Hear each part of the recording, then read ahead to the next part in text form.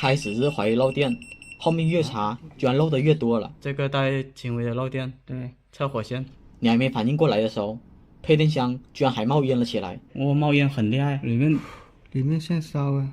本期维修过程有点长，我们先说下事情的起因。刚开始是厨房和餐厅漏保总是跳，他们找来电工，电工就把漏保换成了空开。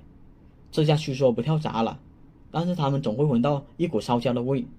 安全起见，就找我们来测一下，看下还有没有漏电的地方。测之前，我们要把厨房餐厅所有的电线都给拔掉，不然的话就测不准了。都拔完了吧？拔完以后，我们就拿掉电闸，拆掉厨房餐厅这2组线，看下这2组有没有漏电。先测这组，对。来万用表，我们把万用表打到橙色 K 档，一只表笔接在地线上，另一只表笔开始测。零线有漏电，看到吧？零线漏电，这个带轻微的漏电，对，测火线，火线有轻微，对。然后再另一组，另一组零线漏电严重，严重。另一组，火线也漏，对。那就这2组漏，对。然后我们现在就过去。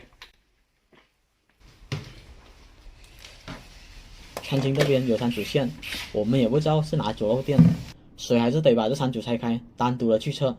拆之前还是得用电笔单独测一下，毕竟安全第一。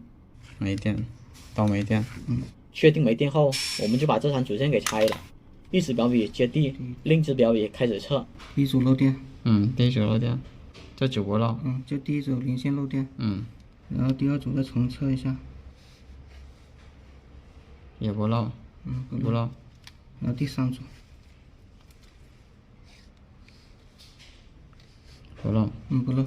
我们测左边一组零线，它是漏电的，但它又通向哪里的呢？其实有个方法可以测出来，那就把这一组短接在一起，然后把万用表打到风鸣档，然后测一下，这条跟这条。这一组不通，说明不是这一组。这组是通的，那就这条了。就这组，对。就这样，我们通过这个方法，知道了配电箱到餐厅的主线存在漏电。接着就到厨房了，这边拆开是2组线，那么就测一下是上面那组漏电，还是下面这组漏电。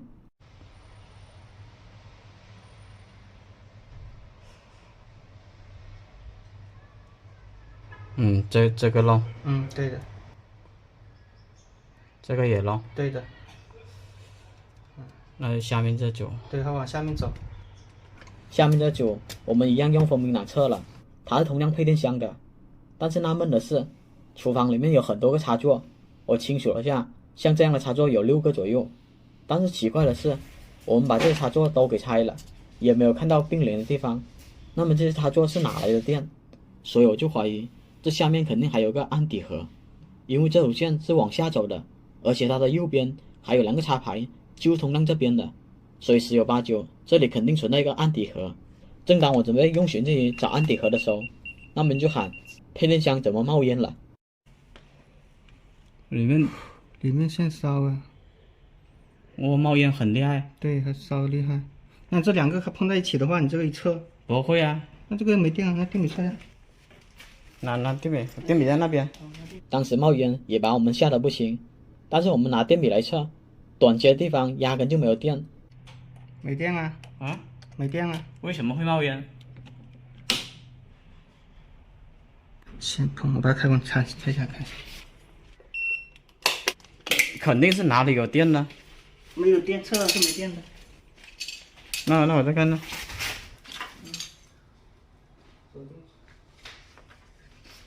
这里有怀疑是不是开关这里就是不良？哇靠，这么烫！哪里？刚才那东西溅到我。我知道。不知道。刚才有个东西溅到我，烫了一下。这里也冒烟。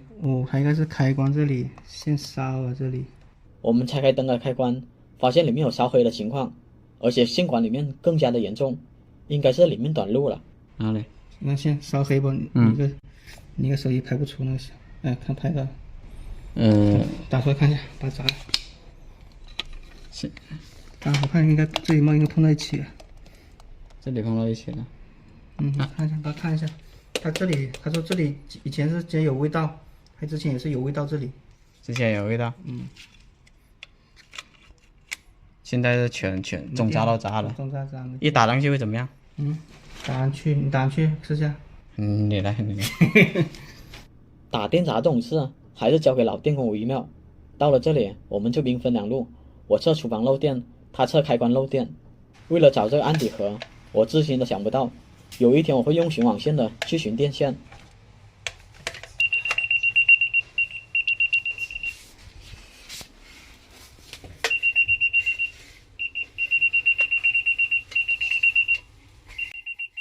这电线果然从下面上来的，然后还有一条电线是往右走了。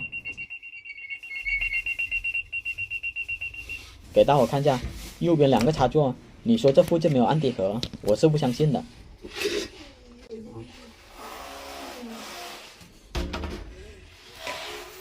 其实用寻日仪来定位底盒，需要运气和一些小技巧，整个定位的过程比较漫长。这里我就简洁一下，比如这块砖没反应了，我就记下这一列，还有这块砖没反应了，我就记下这一行，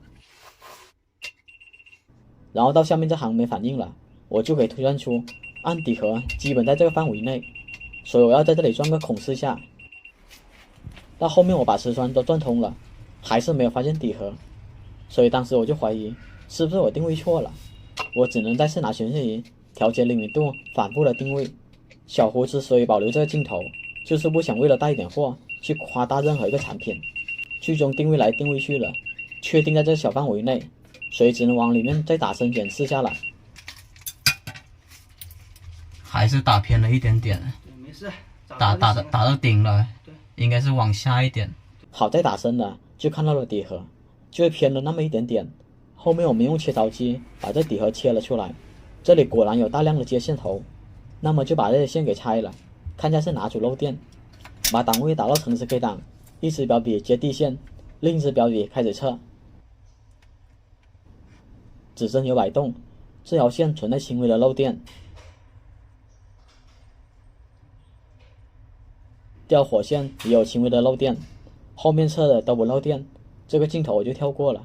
接着我就挨个拆插座，找到漏电的那条火线，一只表接地，一只表接火，指针有摆动，那么就是这条了，漏电。然后再试下那零线，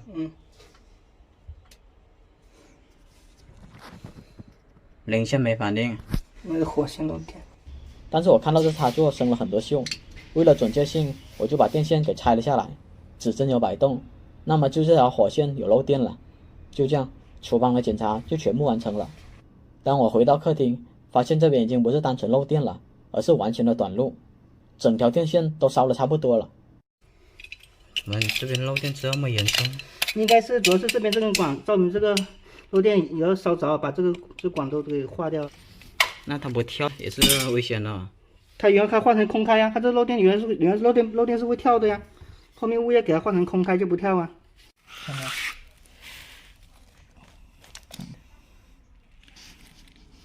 烧的好远啊！